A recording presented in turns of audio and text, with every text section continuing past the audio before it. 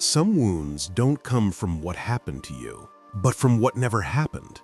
The hug that never came, the attention that never arrived. That's the quiet trauma of being emotionally ignored. There's a particular kind of invisibility that doesn't announce itself. It doesn't come with dramatic scenes or obvious trauma. It's quieter than that, more insidious. It's the experience of growing up in a space where your presence is acknowledged, but your inner world is not. Where you exist, but you don't quite matter. Where your needs are background noise to everyone else's priorities.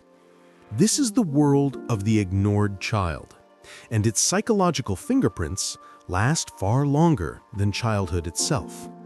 Let me paint you a picture. Imagine a child who comes home from school excited about something, a drawing, a story, a small victory. They seek out a parent hoping to share this moment of joy. But the parent is distracted, tired, or simply uninterested. "That's nice, sweetheart," comes the automatic response, eyes never leaving the phone screen. The child tries again another day, and another. Each time, the response is tepid at best, absent at worst. Eventually, the child stops trying. They learn a fundamental equation that will govern their emotional life. My feelings don't warrant attention. Therefore, my feelings don't matter. Therefore, I don't matter. This is emotional neglect, and it operates differently than more visible forms of childhood adversity. There's no single traumatic event to point to, no clear villain, no dramatic moment of abandonment. Instead, there's an accumulation of absences. Moments when connection should have happened but didn't. Times when emotional attunement was needed but unavailable. The brain of a developing child, wired to seek and expect responsiveness from caregivers, encounters silence where there should be echo. And that silence teaches. What does it teach? First and most devastatingly, it teaches that emotions are liabilities. When a child's sadness is met with irritation, their fear with dismissal, their joy with indifference, the child's nervous system learns that emotional expression creates problems rather than solutions. The logical adaptation is suppression. Stop crying, stop needing, stop feeling so much. The child who was once emotionally expressive becomes the teenager who shrugs everything off, the adult who claims they just don't do emotions. But this isn't a personality trait, it's a survival strategy that calcified into identity. The ignored child's brain makes another crucial adaptation: hypervigilance. If emotional needs won't be met through direct expression, perhaps they can be anticipated and managed through constant monitoring of others' states. The child becomes exquisitely attuned to micro-expressions, tone shifts, and mood changes in caregivers, and later in all relationships. They develop what looks like remarkable empathy or emotional intelligence, but underneath, it's anxiety-driven surveillance. They're not reading you because they're naturally intuitive. They're reading you because their nervous system learned that survival depends on predicting and managing others' emotional weather before it turns stormy. This creates a particular kind of loneliness, one that persists even in the presence of others. The ignored child grows into an adult who can be surrounded by people, yet feel fundamentally alone, because they've never experienced the specific relief of being truly seen. They've had countless interactions, but few genuine connections. They know how to perform relationship, how to smile at the right times, laugh at jokes, ask appropriate questions, but there's a pane of glass between them and authentic intimacy. They're watching life happen rather than participating in it, and they often can't articulate why everything feels so distant. The attachment patterns formed in this environment typically lean avoidant. The child's repeated attempts to connect were met with such consistent disinterest that their attachment system essentially gave up. Closeness became associated not with comfort, but with the pain of unmet needs and disappointment. By adulthood, this translates into relationships that feel suffocating, despite being objectively reasonable. Partners who are too much, despite being normally expressive, and a chronic sense that independence is safer than interdependence. They've mathematically calculated that the predictable ache of loneliness is preferable to the variable pain of reaching out and being ignored.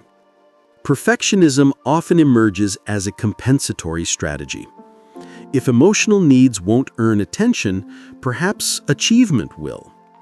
The ignored child becomes the straight-A student, the overachiever, the person whose resume is impressive, but whose inner life is empty. They chase external validation because internal validation was never modeled or provided. But here's the cruel irony. Even when they achieve, even when they succeed spectacularly, it doesn't fill the void, because the void isn't about accomplishment. It's about being known and valued for simply existing, not for what you produce or achieve. People-pleasing becomes another adaptation. Having learned that their intrinsic worth wasn't enough to warrant attention, they try to earn connection through usefulness. They become the friend who's always available, the partner who never complains, the employee who takes on extra work without being asked. They're terrified that if they stop being useful, they'll become invisible again. Or rather, they'll be forced to confront the fact that they were always invisible, and the usefulness was just distraction from that truth. The long-term psychological landscape of the ignored child is characterized by several core features. There's emotional numbness, a flattening of affect that makes joy feel muted and pain feel distant. The brain, overwhelmed by years of unprocessed emotional experience, essentially turns down the volume on all feeling as a protective measure. There's chronic self-doubt and low self-worth, a persistent whisper that they're somehow fundamentally unworthy of care, attention, or love. There's difficulty with vulnerability, because vulnerability requires believing that exposure won't lead to rejection or indifference, and their entire developmental history suggests otherwise. Interestingly, this creates a particular vulnerability to manipulation. The ignored child's predictable patterns, emotional suppression, people-pleasing, fear of abandonment disguised as independence, can be easily exploited by those who recognize them. Someone offering intense attention after a lifetime of being ignored can feel like water in a desert, making it difficult to assess whether that attention is healthy or predatory. But here's what matters most. None of this is permanent. The ignored child's adaptations were brilliant solutions to impossible circumstances. The detachment, the hypervigilance, the emotional suppression, these were sophisticated survival strategies employed by a developing brain doing its absolute best to navigate an environment that wasn't providing what it needed. Understanding this reframes everything. You're not broken, you're adapted. And what was adapted for one environment can be gradually, carefully adapted for another. Healing begins with acknowledgement, recognizing that the child you were deserved better, and that the adult you've become is carrying strategies that once protected you, but now limit you. It continues through safe relationships where emotional expression is met with attunement rather than indifference, where needs can be voiced without fear of rejection, where vulnerability is possible in measured doses. Therapy, particularly approaches focused on attachment repair and emotional processing, can provide the corrective experience that childhood didn't. Self-compassion practices help rebuild the internal sense of worth that external validation never could. The ignored child within you learned that emotions were dangerous and that you were unworthy of attention. But that child was wrong, not because they were foolish, but because they were working with insufficient data. The world that ignored you wasn't the whole world. The people who couldn't see you don't represent all people. And the feelings you learn to suppress aren't liabilities. They're the very things that make you human, that allow for genuine connection, that transform existence from mere survival into actual living. If this helped you understand yourself a little more, hit subscribe. Let's keep unlearning emotional suppression together.